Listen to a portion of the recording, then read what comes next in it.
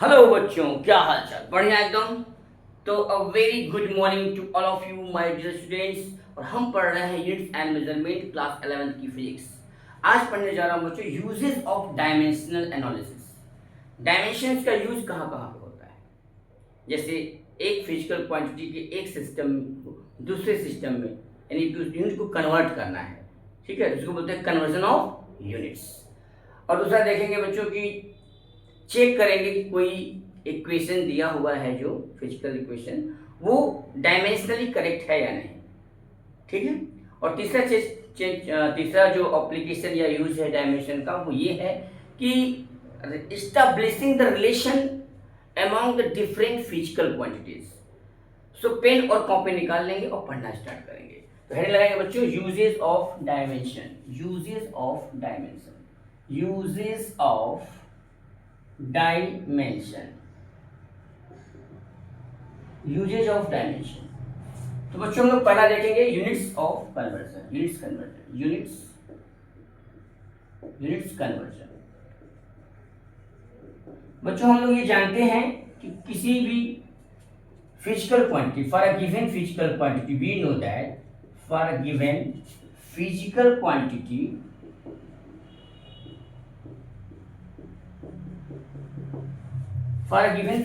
हम जानते हैं कि न्यूमेरिकल वैल्यू मींस n, और यूनिट का जो मल्टीप्लाई होता है वो क्या होता है बच्चों? कांस्टेंट होता है। ठीक है। किसी भी दिए गए फिजिकल क्वांटिटी के लिए न्यूमेरिकल वैल्यू और यूनिट्स, और उसका यूनिट्स का जो मल्टीप्लाई होता है, that will be the constant. nu is equal to constant, तो we can write n1u1 is equal to n2u2। ये फार्मूला हम लोग यूज करेंगे बच्चों। n1 क्या है? Numerical value of the first system of physical quantity. u1 क्या है? उसका एक सिस्टम का यूनिट, उसको हमको चेंज करना है दूसरे यूनिट में। जैसे मान लीजिए आपको कन्वर्ट करना है, convert 1 newton into dyne. 1 newton को डाइन में चेंज करना है, 1 इनटू डाइन। तो कैसे चेंज करेंगे बच्चों? जो न्यूटन है ये एमकेएस या एसआई यूनिट होता है फोर्स का, एमकेएस सिस्टम होता है। इसको चेंज करना है सीजीएस में। एमकेएस मतलब मीटर किलोग्राम सेकेंड, और सीजीएस होता था सेंटीमीटर ग्राम सेकेंड। तो बच्चों फोर्स न्यूटन यूनिट क्या होती है? फोर्स होती है। अच्छा, फोर्स होता है, और न्यूटन को हम लेते हैं 1 किलोग्राम मीटर पर सेकेंड स्क्वायर। और सीजीएस में क्या हो जाएगा बच्चों? 1 स्विच में हो जाएगा सेंटीमीटर ग्राम सेंटीमीटर पर सेकेंड स्क्वायर। ये होता है सीजीएस में, ये होता है। अच्छा बच्चों, तो 1 न्यूटन का डाइन कितना होगा उसको कन्वर्ट करेंगे। फार्मूला हमारे पास है n1u1 इक्वल टू n2u2। तो फोर्स का डायमेंशन बच्चों को पता है mLT⁻²। ये होता है फोर्स का डायमेंशन। यूनिट्स आपको डायमेंशन लिखना पड़ेगा, यूनिट्स। अच्छा, तो बच्चों याद करो, यहाँ पे देखो n1u1, तो n1 कितना है बच्चों? 1 यूनिट का पूछ रहा है, 1 न्यूटन का, तो 1 हो गया 1। ठीक। अच्छा, फोर्स, मास किसमें तो होगा बच्चों? m1 क्या हो जाएगा? Kilogram, 1 kilogram. लेंथ क्या है? L1। टाइम क्या है? T1। m1 L1 T1। अच्छा, तो L1 है 1 मीटर, आपका टाइम है 1 सेकेंड। सीजीएस में देखते हैं, यहाँ पे n2 की वैल्यू हमको निकालनी है। अच्छा, और m2 गिवन है सेंटीमीटर में, 1 सेंटीमीटर, और L2 कितना दिया है? सेंटीमीटर में दिया है, और T1 T2 जो है वो आपका ये भी सेकेंड में है। ठीक है, इस तरह से हमने लिख लिया। अब लगाएंगे n1u1 इक्वल टू n2u2। यहाँ से बच्चों n1u1 इक्वल टू n2u2, तो यहाँ से n2 की वैल्यू हमको निकालनी है, L2 हमको पता नहीं है। तो n2 क्या हो जाएगा बच्चों? n2 हो जाएगा आपका n1 into u1 upon u2। अच्छा, n1 हो गया n2 पर n2, यहाँ से इसको लेते हैं, तो n2 बराबर क्या हो जाएगा? n1 कितना दिया बच्चों? 1, यहाँ लिखा 1। अच्छा, एंड U1 क्या है, इसके लिए यूनिट का फॉर्मूला मास M1/M2, ठीक, L1/L2 एंड T1/T2, ये हो जाएगा, ठीक है। अच्छा, तो इसका डायमेंशन भी लगा लेंगे, डायमेंशन लगाएंगे M(L)T⁻², M⁻1T⁻n और ये आपका -2। वैल्यू पुट करते हैं बच्चों, वैल्यू पुट करते हैं। M1 क्या है, किलोग्राम में है, किलोग्राम/ग्राम, ठीक। यहाँ हो गया मीटर/सेंटीमीटर, यहाँ हो गया सेकेंड/सेकेंड, ठीक है। टाइम सेकंड में मैंने, अच्छा 1 किलोग्राम में कितना ग्राम होता है, 1000 ग्राम। तो यहाँ हमने लिखा 1 M⁻1 M⁻1L⁻1T⁻², ठीक। यहाँ हो जाएगा 1000 ग्राम/ग्राम, ये हो गया 100 सेंटीमीटर/सेंटीमीटर, यहाँ हो गया बच्चों 1 सेकेंड/1 सेकेंड। तो ये तो कट जाएगा, कोई दिक्कत नहीं इसका, ये सेंटीमीटर मिल गया, ये मिल गया। तो हो जाएगा N2 = 10⁵। N2 की जो वैल्यू आएगी बच्चों 10⁵ डाइन।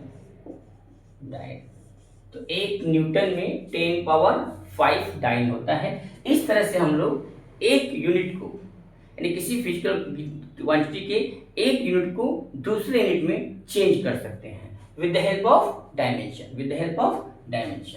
N1U1 = N2U2, ठीक है। जो भी दिया गया फिजिकल क्वांटिटी है उसका डायमेंशन लिख लेंगे और उस डायमेंशन के अकॉर्डिंग उसका MKS सिस्टम को CGS सिस्टम में या CGS को MKS में चेंज कर सकते हैं, ठीक है बच्चों। तो इस तरह से इसको नोट कर लीजिए आप लोग।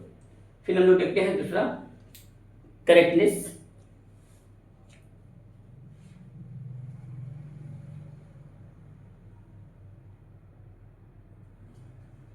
चलो, हो गया नोट। बीत जाते हैं दिन, कट जाती हैं आँखों में रातें,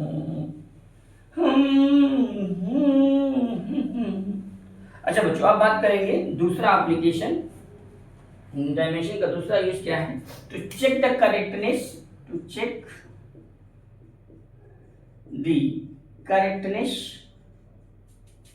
to check the correctness of a given physical quantity, physical equation, ठीक है। to check the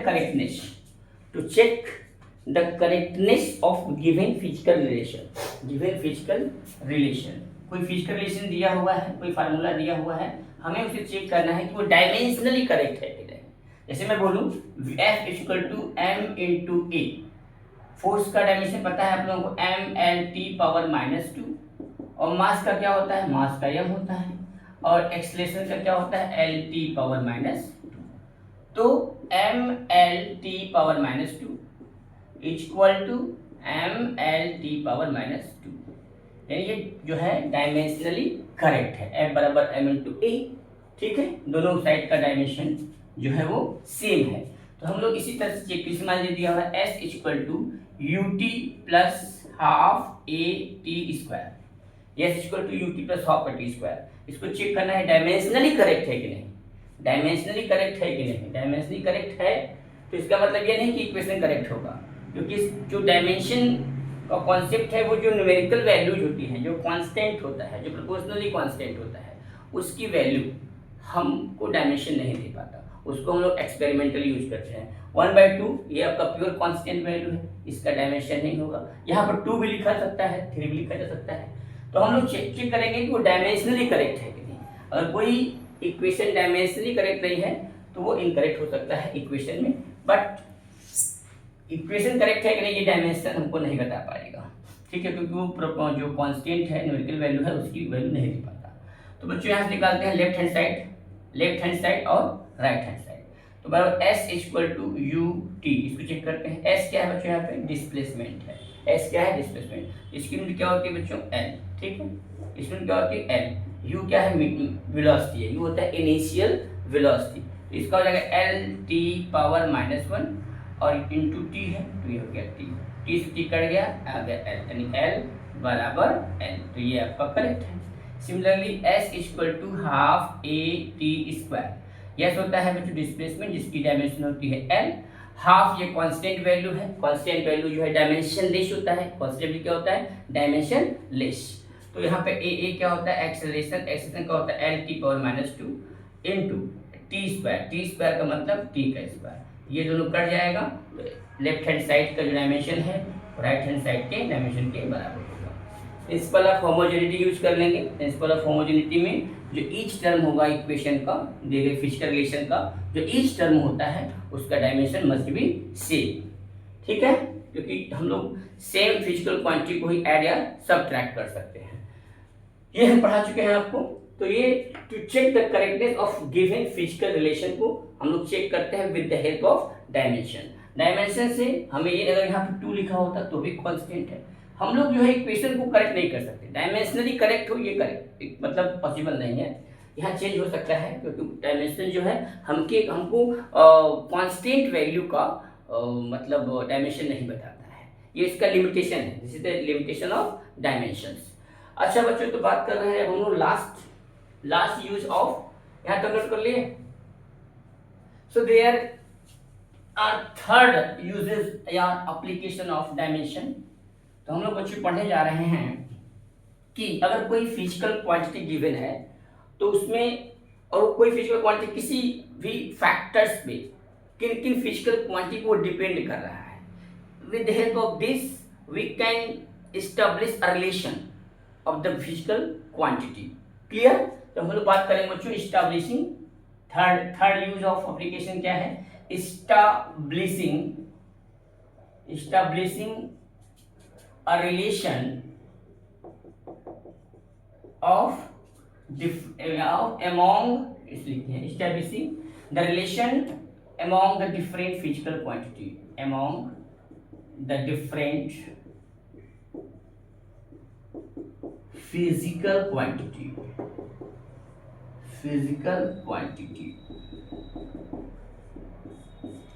अच्छा बच्चों हम लोग ये जानते हैं कि जो डायमेंशनल कांस्टेंट होते हैं उनको हम लोग जो है उनका डायमेंशन नहीं निकाल पाते हैं।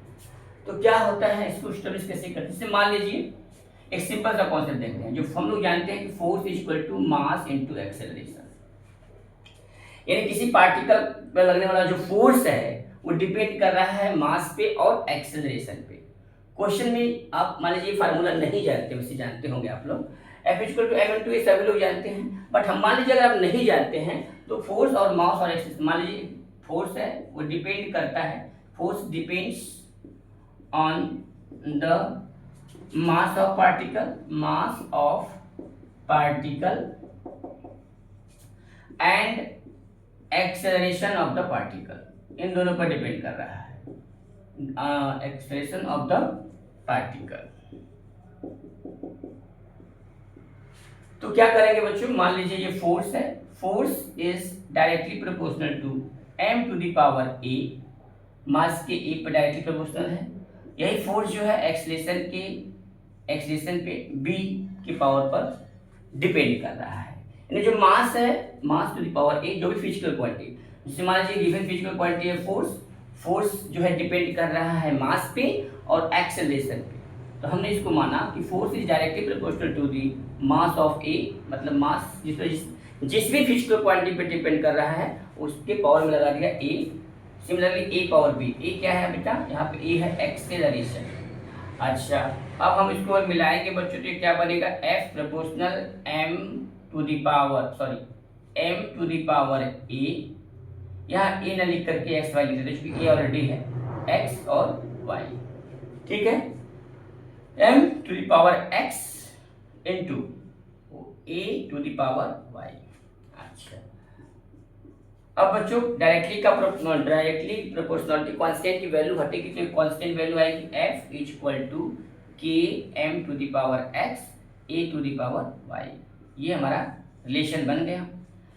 अब बच्चों फोर्स का जो डायमेंशन होता है हमको पता है कि mlt पावर -2 होता है। अब दोनों साइड का डायमेंशन लिख दिया जाए तो फोर्स का डायमेंशन हो जाएगा mlt पावर -2।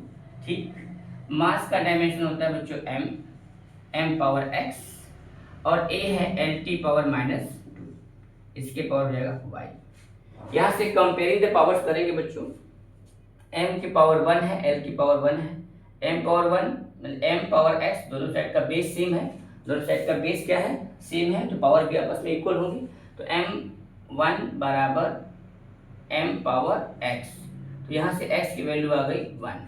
अच्छा, तो इसी तरह से l और l, तो l की पावर 1 इक्वल टू, यहाँ पे देखो l power y, l power y, तो आप लिख सकते हैं y बराबर 1।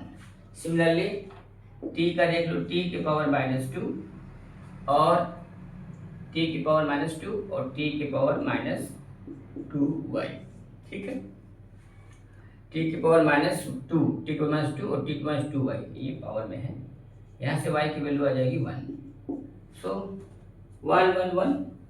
अब ये डिपेंड कर रहा है x पर और y पर, यहाँ वैल्यू पुट कर दो बच्चों, तो यहाँ पुट करेंगे तो f बराबर हो जाएगा, k की वैल्यू हमको नहीं पता हो चुकी, ये क्या है, प्रोपोर्शनलिटी कांस्टेंट है। प्रोपोर्शनलिटी कांस्टेंट जो होता है वो डायमेंशन लेस होता है, यानी k की वैल्यू हमें नहीं बताएगा, ये रिलेशन में हम k की वैल्यू बस पता नहीं कर पाएंगे, बाकी सब पता कर लेंगे। k की वैल्यू आप एक्सपेरिमेंटली निकाल सकते हैं, ठीक है, एक्सपेरिमेंटली k की वैल्यू 1 आती है, तो यहाँ पे f बराबर m की पावर a की पावर मतलब x की वैल्यू है 1, m और a की पावर भी y है, तो y की वैल्यू है 1, तो m बराबर m into a। So this is the relation between force, mass and acceleration. And if force depends on the mass and acceleration of the given physical quantity, so we can establish a relation between the different physical quantities with the help of dimensional analysis. Clear? अच्छा, एक और देखते हैं, चलो यहाँ तक note हो गया। अब हम निकाल रहे हैं relation among different physical quantities, relation among different, मान लीजिए कि a force depends on mass, velocity and radius।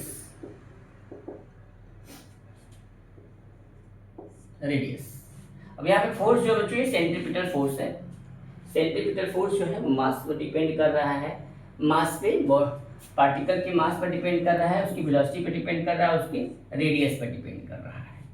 तो जो ये फोर्स है ये डिपेंड कर रहा है जिन भी फिजिकल क्वांटिटीज पर, जो फोर्स बेटा वो डिपेंड कर रहा है किस पर डिपेंड कर रहा है बच्चों, मास पे, तो मास के पावर a मान लिया।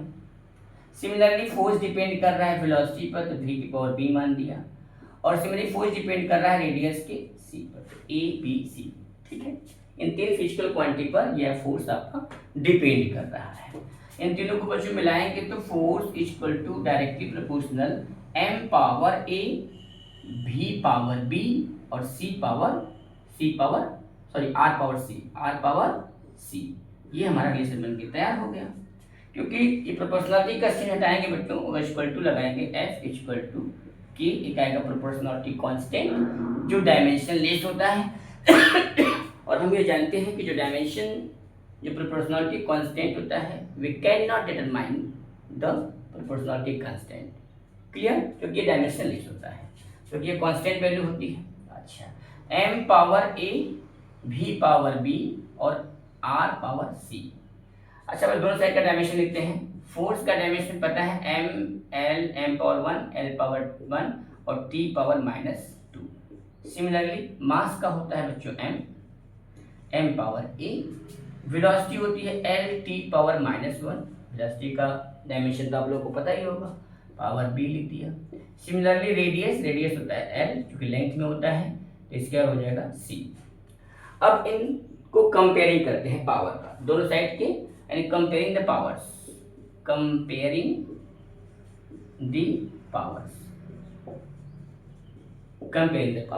पावर्स को कंपेयर करते हैं।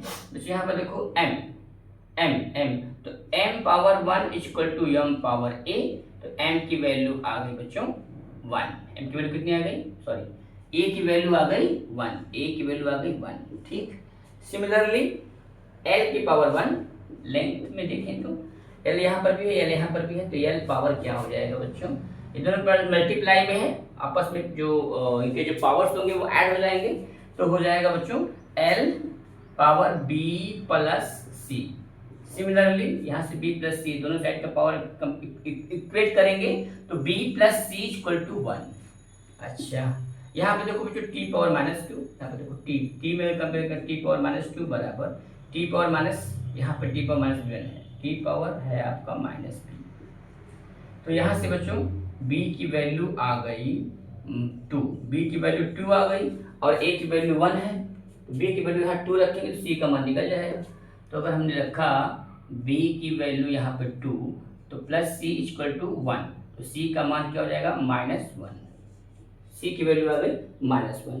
अब इन तीनों a b c की जो वैल्यूज है इस फर्स्ट इक्वेशन, इसको मान लो फर्स्ट इक्वेशन पुट कर दो यहाँ पे बच्चों, तो क्या हो जाएगा, इसको मान लो फर्स्ट, ठीक है ये फर्स्ट है, तो f इक्वल टू था k m power a v power b और r power c r। f equal to k की वैल्यू तो हम पता नहीं कर पाएंगे, k की वैल्यू हमने एक्सपेरिमेंटली 1 आया है, एक्सपेरिमेंटली लिख देंगे, एक्सपेरिमेंटली 1 है। m पावर a की वैल्यू 1 है तो लिखेंगे m, v पावर b की वैल्यू कितनी है बेटा, b की वैल्यू है 2 तो हो जाएगा v पावर 2। अच्छा c की वैल्यू बच्चों -1, c की वैल्यू माइनस है यानी r पावर -1। तो यहाँ से बच्चों f इक्वल टू हो जाएगा mv²/r। ये सेंट्रीपिटल फोर्स का फार्मूला है, f इक्वल टू mv²/r।